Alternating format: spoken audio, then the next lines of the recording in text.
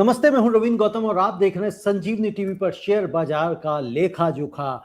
15 जुलाई की शाम है और बाजार बंद हो चुका है, लेकिन असली सवाल अभी शुरू हुआ है। क्योंकि आज सेंसेक्स और निफ्टी हरे तो हुए हैं, लेकिन क्या ये कल भी हरे रहेंगे? कल कहीं लाल तो नहीं हो जाएंगे? क्योंकि कल सेंसेक्स की एक्सपायरी भी है और यूएस और ईरान का कॉन्फ्लिक्ट अभी फिलहाल थमा नहीं है। तो खैर, हम आगे समझेंगे, लेकिन फिलहाल हम समझते हैं आज की पूरी कहानी और इसको हम तोड़ तोड़ कर समझेंगे ताकि आप इसे बेहतर तरीके से समझ पाएं। तो बने रहिए संजीवनी टीवी पर और देखते रहिए लेखा जोखा, क्योंकि आज दोस्तों हम इस विषय को बेहतर तरीके से समझना हमारे लिए जरूरी है और रोज ही जरूरी रहता है। क्योंकि यदि आप शेयर बाजार में निवेश करते हैं तो आपको शेयर बाजार की हर हलचल की खबर होनी चाहिए। हर हलचल की तो खैर कहना बड़ा मुश्किल काम है, हर हलचल की खबर तो मैं भी नहीं रख पाता हूँ, बड़े बड़े चैनल्स भी नहीं रख पाते हैं, क्योंकि इतने सारे स्टॉक्स हैं, किसकी किसकी खबर रखेंगे। लेकिन जो सबसे जरूरी है उनकी हम रखेंगे, यानी कि कौन कौन से सेक्टर्स ऊपर गए, कौन कौन से सेक्टर्स नीचे आए, कहाँ पे सपोर्ट है, कहाँ पे रेजिस्टेंस है, क्या ग्लोबल क्यूज कह रहे हैं, और साथ के साथ टॉप 5 गेनर्स कौन से हैं, टॉप 5 लूजर्स कौन से हैं, और आज बाजार में जो ये फिलहाल तेजी थोड़ी सी दिखाई दी है उसके पीछे कारण क्या है। तो दोस्तों, आज के कारोबारी दिन ने एक बार फिर वही सबक दोहराया है जो हम बार बार दोहराते हैं।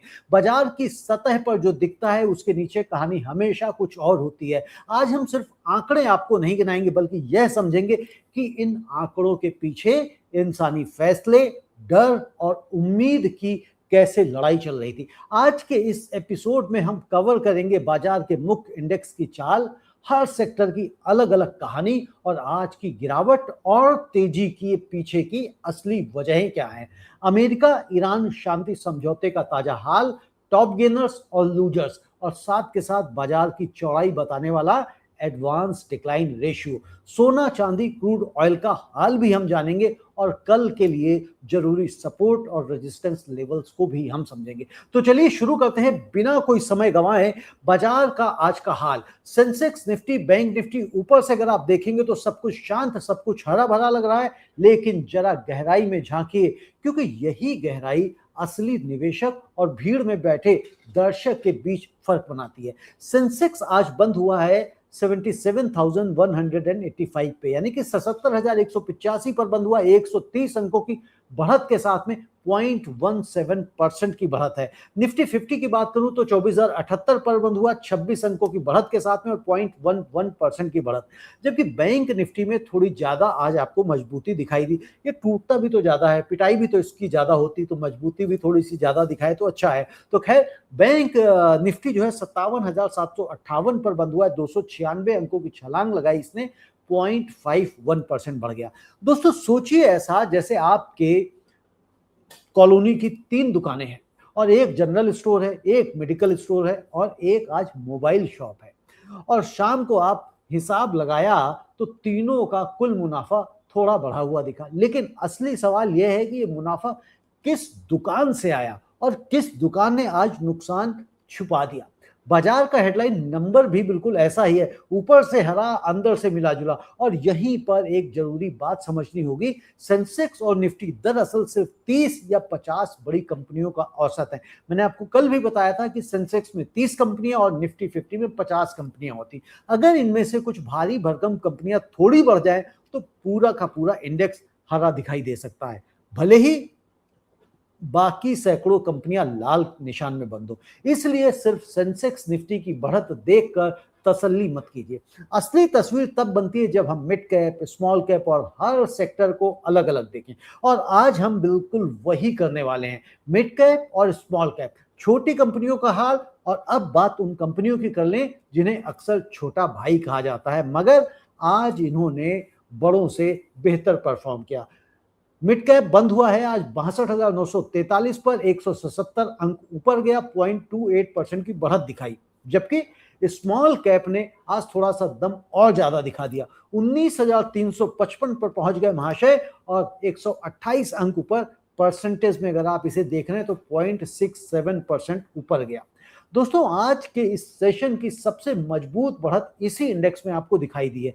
यह ऐसा है जैसे आपके शहर के बड़े मॉल में भीड़ थोड़ी कम हो, लेकिन गली के छोटे बुटीक स्टोर्स में आज ग्राहक ज्यादा आए हों। बड़ा नाम हमेशा बेहतर परफॉर्म नहीं करता, कई बार असली एनर्जी छोटे खिलाड़ियों में होती है। मिड कैप और स्मॉल कैप का बेहतर परफॉर्म करना दरअसल एक अच्छा इंडिकेटर माना जाना चाहिए, क्योंकि यह बताता है कि निवेशक सिर्फ बड़ी जानी पहचानी कंपनियों में ही नहीं बल्कि छोटी और मझोली कंपनियों में भी भरोसा दिखा रहे हैं। जब ये भरोसा दोस्तों बढ़ता है तो इसे बाजार की भाषा में क्या कहते हैं, रिस्क ऑन, यानी कि रिस्क ऑन सेंटिमेंट कहा जाता है, यानी निवेशक थोड़ा ज्यादा जोखिम लेने को तैयार है और इस उम्मीद में कि आने वाले समय में इन कंपनियों की कमाई भी उसी हिसाब से बढ़ेगी। और जिन दर्शकों के लिए मिड कैप और स्मॉल कैप शब्द नए हों तो उनके लिए इतना समझना फिलहाल काफी है कि मार्केट कैपिटलाइजेशन यानी किसी कंपनी का कुल बाजार मूल्य, इसी आधार पर कंपनियों को लार्ज कैप, मिड कैप और स्मॉल कैप में बांटा गया है। बड़ी स्थापित कंपनियां लार्ज कैप कहलाती हैं, जैसे शहर के सबसे पुराने और भरोसेमंद बड़े शोरूम। मिड कैप वह कंपनियां हैं जो बढ़ रही हैं, ग्रो कर रही हैं, अपनी जगह बना रही हैं। और स्मॉल कैप वह छोटी कंपनियां हैं जिनमें बढ़ने की संभावना ज्यादा होती है, लेकिन जोखिम भी उसी अनुपात में ज्यादा होता है। और आज इन्हीं छोटी और मझोली कंपनियों ने बड़ों को पीछे छोड़ दिया है। तो दोस्तों अब आगे चलते हैं और समझते हैं आज के सभी सेक्टर्स की परफॉर्मेंस क्या है। तो आज के दिन की सबसे दिलचस्प कहानी पर हमें यह समझना है, क्योंकि अलग अलग सेक्टर आज बिल्कुल अलग दिशा में भागे और यही वह जगह है जहां असली समझ बनती है। तो शुरुआत करते हैं उन सेक्टर्स से जिन्होंने आज बाजार को सहारा दिया। तो आज किसने किसने सहारा दिया? ऑटो की अगर हम बात करें तो ऑटो 26,645 पर बंद हुआ है 98 अंकों की बढ़त के साथ में 0.37%। जबकि फार्मा भी उसी रफ्तार से आगे बढ़ा और ये 26,004 पर बंद हुआ 97 अंकों की बढ़त यानी कि 0.37% की बढ़त दिखाई इसने। जबकि पीएसयू बैंक है ये 8,387 पर बंद हुआ 79 पॉइंट्स ऊपर और 0.95% की इसने छलांग लगा ली। प्राइवेट बैंक इंडेक्स भी आज हरे निशान में रहा और 28,003 पर बंद हुआ है और 0.31% की बढ़त दिखाई 87 अंक ऊपर। दोस्तों सोचिए ऐसे कि जैसे आपकी सोसाइटी में आज बैंकिंग और फार्मेसी वाली दुकानें, उन पर भीड़ ज्यादा रही जबकि बाकी दुकानें औसत ही चली। हर दिन बाजार का मूड बदलता है और आज मूड बना बैंकिंग और हेल्थ केयर के फेवर में। पीएसयू बैंकों की यह मजबूती खास तौर पर गौर करने लायक है। सरकारी बैंकों में यह उछाल आमतौर पर दोस्तों तब आता है जब निवेशकों को लगता है कि इन बैंकों की बैलेंस शीट पहले से बेहतर हो रही है।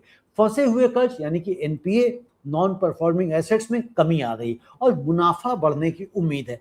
दोस्तों सीधी भाषा में अगर आप कहें तो जो दुकान कभी कर्ज में डूबी लगती थी आज उसी दुकान का हिसाब किताब सुधरता दिखाई दे रहा है। लेकिन अब बात करते हैं उन सेक्टर्स की जिन्होंने आज निवेशकों को थोड़ा सा निराश कर दिया। रोज ही होता है दोस्तों, कुछ लोग खुश होते हैं, कुछ निराश होते हैं, कोई दुखी है तो कहीं निराश है, कहीं धूप है तो कहीं छाया है और यही जीवन का नियम है और यही बाजार का भी नियम है। दोस्तों सबसे बड़ा झटका आया है आईटी सेक्टर से। आज आईटी बंद हुआ है 28,532 पर और गिरावट रही है पूरे 193 अंकों की, 0.67% का नुकसान रहा। दोस्तों हमने आपको बताया था कि भाई जो नैस्डैक है, जब सुबह हमने लाइव किया था तो बताया था नैस्डैक में तो 322 अंकों की तेजी है, लेकिन आईबीएम में 25% की गिरावट आई है। तो कहीं ऐसा ना हो कि आईबीएम की गिरावट हमारे आईटी सेक्टर पर असर डाले, इंपैक्ट डाले, तो शायद ये लगता है उसी का नतीजा है। दोस्तों अगर मेटल सेक्टर देखें तो मेटल सेक्टर में भी तेज गिरावट देखी गई है। 12,537 पर बंद हुआ, 141 अंक नीचे रहा, 1.11% नीचे। रियल्टी सेक्टर भी दोस्तों आज लाल निशान में बंद हुआ, 915 अंक नीचे रहा और हल्की गिरावट इसमें रही और 4 अंकों की यानी कि और 0.38% नीचे रहा। और एफएमसीजी सेक्टर में भी दोस्तों आज दबाव दिखाई दिया और 48,287 पर बंद हुआ है, 238 अंक गिरा है यानी कि 0.49% नीचे। दोस्तों ये बिल्कुल वैसा ही है जैसे आपके शहर में किसी दिन इलेक्ट्रॉनिक्स मार्केट में सन्नाटा हो जबकि बगल की मेडिकल गली में लाइन लगी हो। हर सेक्टर की अपनी वजह होती है और आईटी की गिरावट की वजह हम आपको आगे और विस्तार से समझाएंगे कि असल में इसकी वजह क्या थी। तो एफएमसीजी सेक्टर की सुस्ती पर भी एक नजर डाल लेते हैं। रोजमर्रा के इस्तेमाल का सामान बनाने वाली कंपनियां जैसे कौन कौन सी, साबुन बनाने वाली, बिस्किट बनाने वाली, तेल बनाने वाली, आमतौर आमतौर पर ये तब दबाव में आती हैं जब निवेशकों को लगता है कि शहरों और छोटे बाजारों दोनों जगह ग्राहकों का खर्च करने का तरीका थोड़ा कॉशियस हो गया, सतर्क हो गया। यह कोई घबराने वाली बात नहीं दोस्तों, बल्कि एक सामान्य चक्र का हिस्सा है जो हर कुछ महीनों में दोहराता है। और इसके पीछे दोस्तों एक कारण और भी हो सकता है। जो सीपीआई का डेटा आया था, कंज्यूमर प्राइस इंडेक्स का, जिसकी महंगाई उसने इन्फ्लेशन बढ़ी हुई दिखाई, तो वो भी एक कारण है कि इसके ऊपर इम्पैक्ट इसका आया।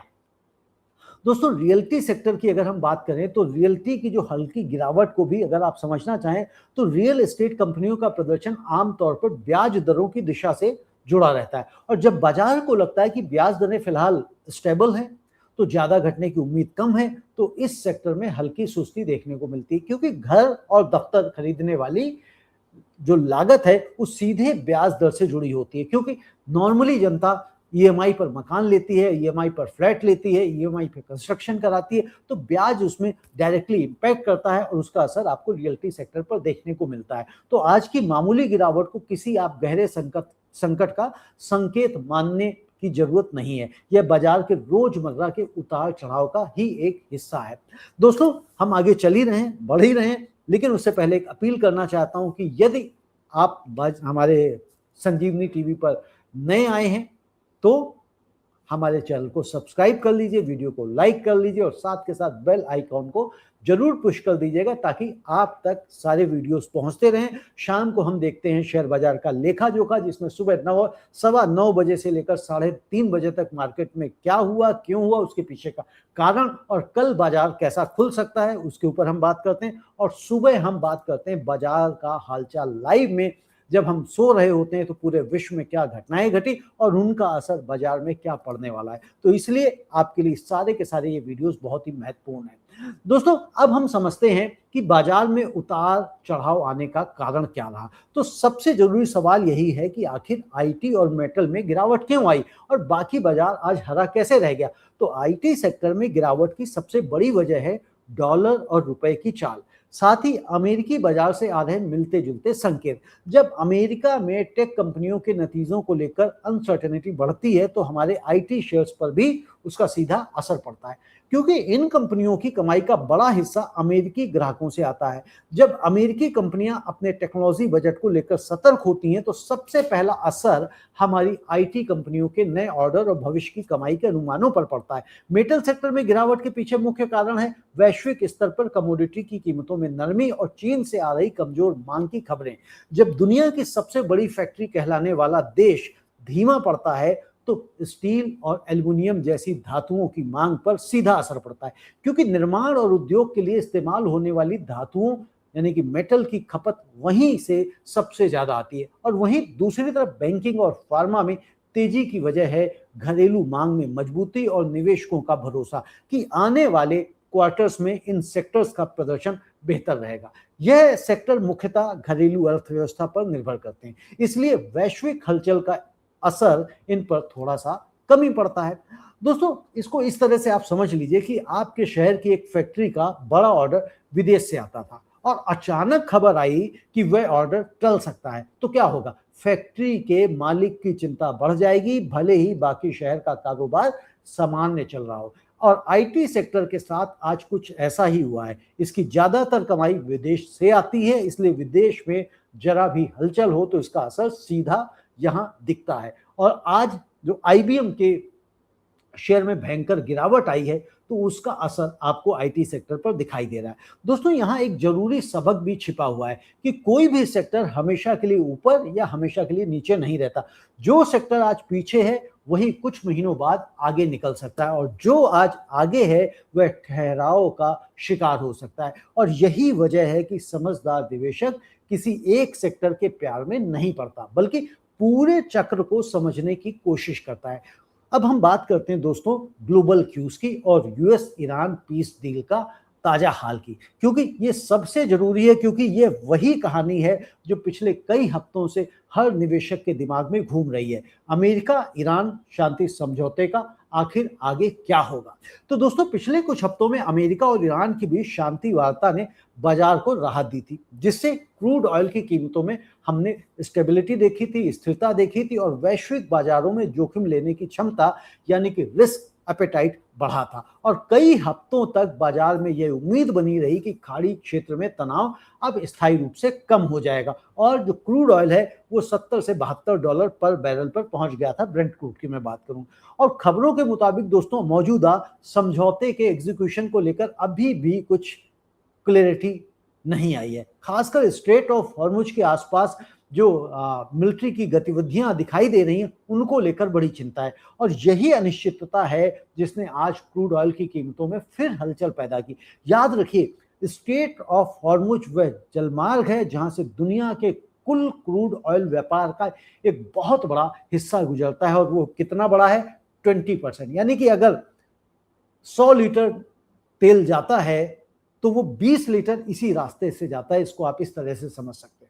दोस्तों अगर इस रास्ते में जरा भी रुकावट की आशंका बनती है तो पूरी दुनिया के ऊर्जा बाजार एनर्जी मार्केट्स में हलचल मच जाती है, क्योंकि हर देश को डर रहता है कि कहीं सप्लाई में देरी ना हो जाए।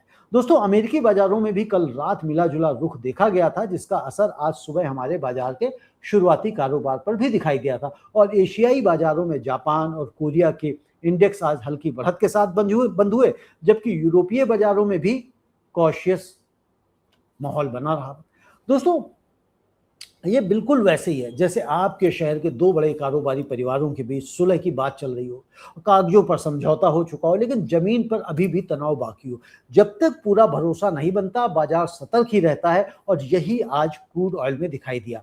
तो इस पूरी कहानी से एक बात साफ समझ में आती है कि जियोपॉलिटिकल घटनाएं यानी कि जियोपॉलिटिकल इवेंट्स चाहे वे हजारों किलोमीटर दूर हो रही हो, हमारे रोजमर्रा के निवेश पर सीधा असर डालती हैं। इसीलिए एक इन्फॉर्म्ड इन्वेस्टर को सिर्फ कंपनी के नतीजे ही नहीं बल्कि दुनिया में चल रही बड़ी घटनाओं पर भी अपनी नजर रखनी चाहिए।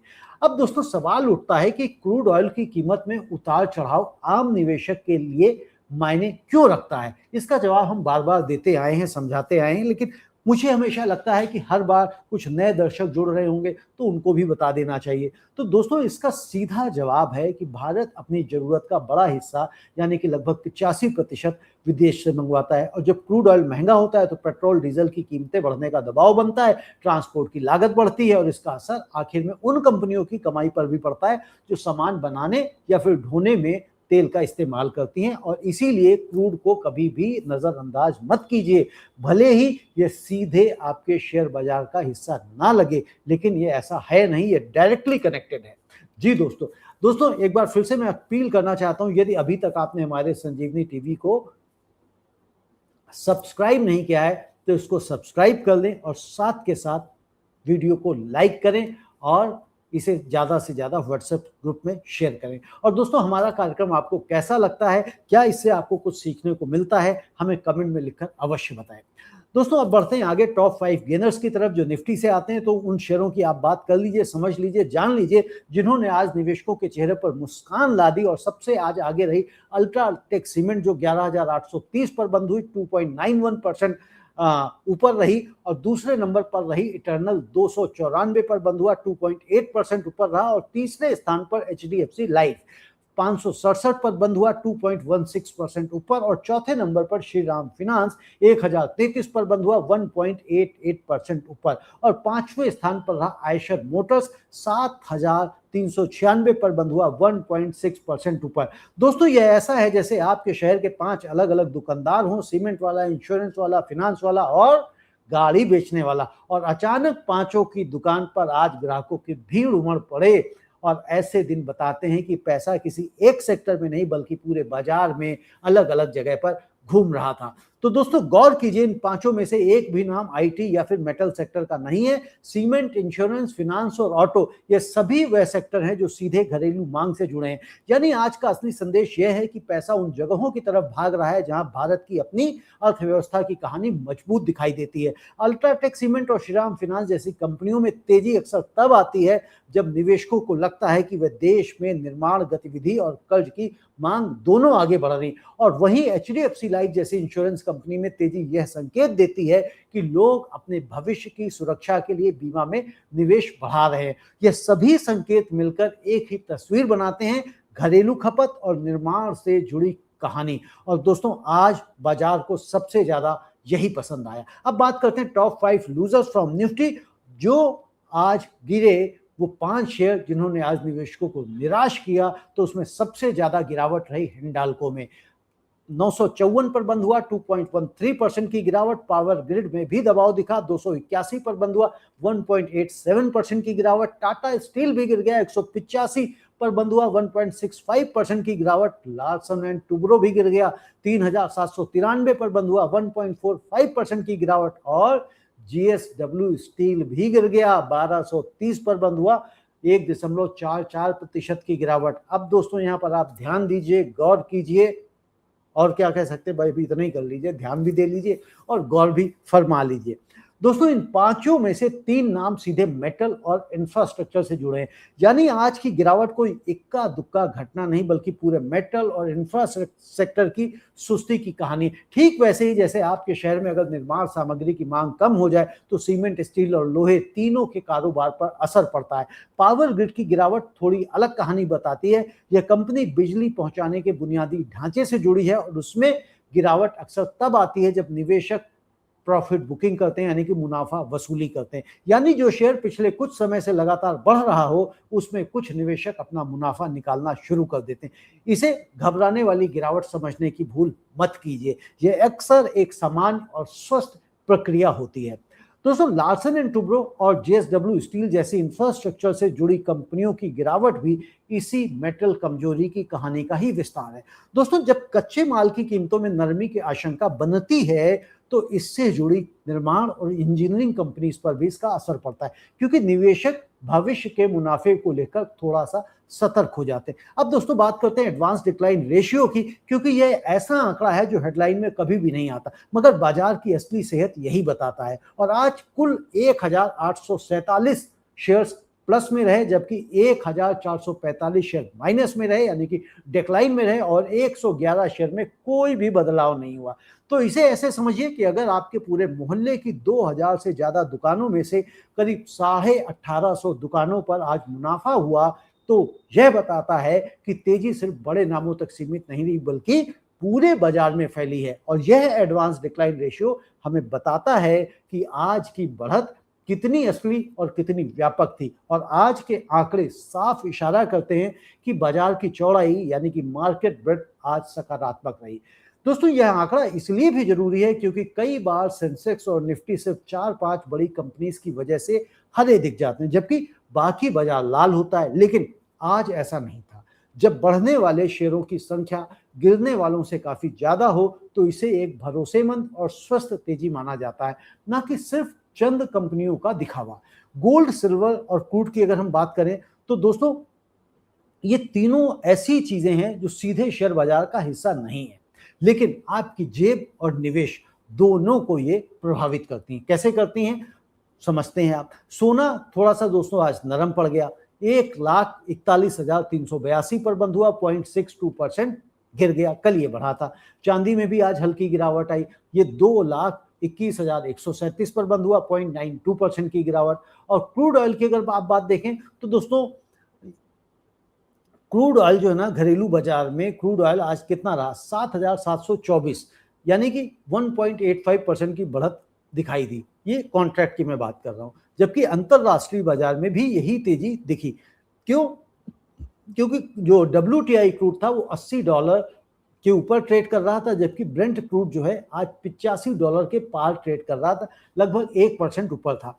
दोस्तों सोचिए ऐसा जैसे आपके शहर में पेट्रोल पंप पर आज अचानक भीड़ बढ़ गई हो, क्योंकि लोगों को डर है कि आगे सप्लाई में दिक्कत आ सकती है। और सोना चांदी शांत रहे। क्यों? क्योंकि शांति समझौते ने फिलहाल डर का जो है ना थोड़ा सा माहौल कम किया है। लेकिन क्रूड ऑयल में तेजी बताती है कि स्ट्रेट ऑफ हॉर्मुज को लेकर बाजार अभी भी पूरी तरह से निश्चित नहीं हुआ है।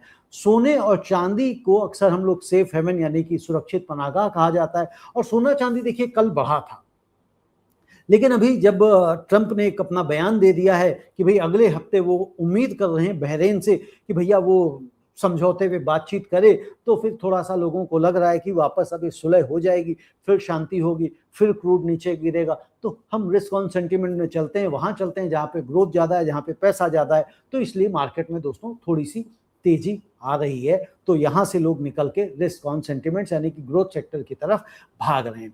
अब दोस्तों हमें ये समझना चाहिए, क्या समझना चाहिए, पहले तो ये बताइए कि आज आपका जो पोर्टफोलियो है वो कैसा रहा है।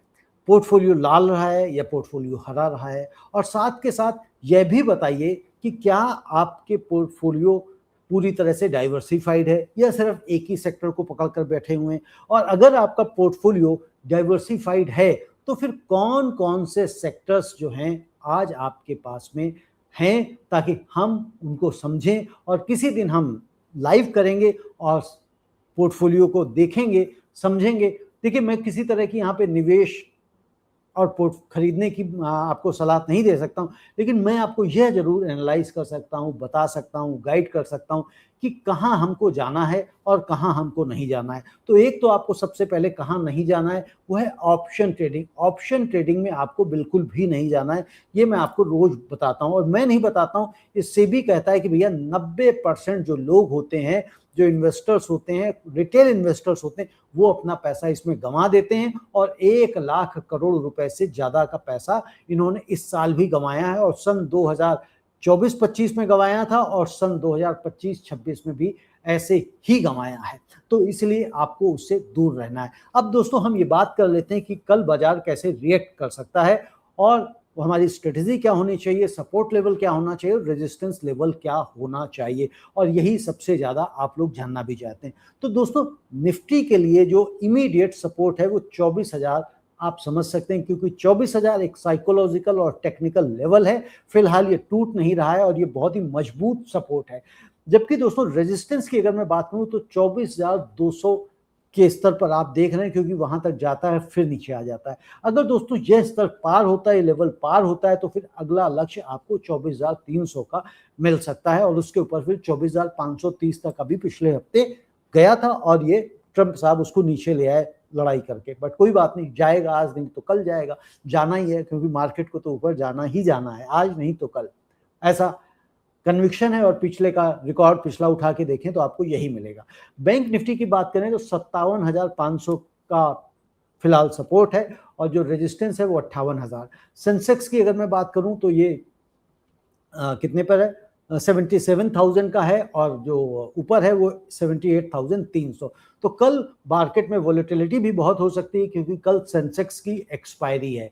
तो दोस्तों हमें अब क्या करना चाहिए, कल किन किन चीज़ों पे नज़र रखें। वैसे तो कल मैं आप लोगों के सामने लाइव आऊँगा, बात करूँगा, सुबह पूरे बाजार का हालचाल आपके साथ शेयर करूँगा कि क्या ग्लोबल क्यूज आए हैं और क्या क्या संभावनाएं बन रही हैं। लेकिन फिर भी अगर बाई चांस आप कल मिस करते हैं तो आपको ग्लोबल क्यूज यानी कि यूएस की मार्केट में क्या हुआ, एशियन मार्केट किस तरह से परफॉर्म कर रही है, यानी कि कल जो बंद हुई, आज बंद हुई है वो कैसे बंद हुई है, और जो कल सुबह खुलेंगी वो कैसे, और साथ के साथ क्रूड ऑयल कहाँ चल रहा है, और जो ग्लोबल पीस मतलब जो यूएस और ईरान का जो पीस वार्ता है इस पे किसी तरह का असर पड़ रहा है, और हमले क्या दोनों पक्षों की तरफ से कम हो रहे हैं। तो इन सब बातों पे अगर आप नजर रखेंगे तो आप शेयर मार्केट का कल का एनालिसिस आप अपने आप थोड़ा थोड़ा करके समझने लग जाएंगे। साथ के साथ किन कंपनीज के नतीजे आ रहे हैं और उनका असर किस तरह का पड़ सकता है वह भी आपको देखना होगा। तो चलिए फिलहाल मैं लेता हूं आज आपसे इजाजत, और कल फिर मिलेंगे सुबह, सबसे पहले मिलेंगे 7:30 बजे, और फिर 8 बजे मिलेंगे, 8 बजे, सॉरी 7:30 नहीं 8 बजे मिलेंगे, और फिर शाम को हम दोबारा इस लेखा जोखा के कार्यक्रम में। और यदि अभी तक आपने हमारे चैनल को सब्सक्राइब नहीं किया तो सब्सक्राइब कर लें, वीडियो को लाइक कर लें, और साथ के साथ बेल आइकॉन को पुश कर दें, और हो सके तो आप हमारे संजीवनी टीवी की मेंबरशिप भी लें। बहुत बहुत धन्यवाद, नमस्ते।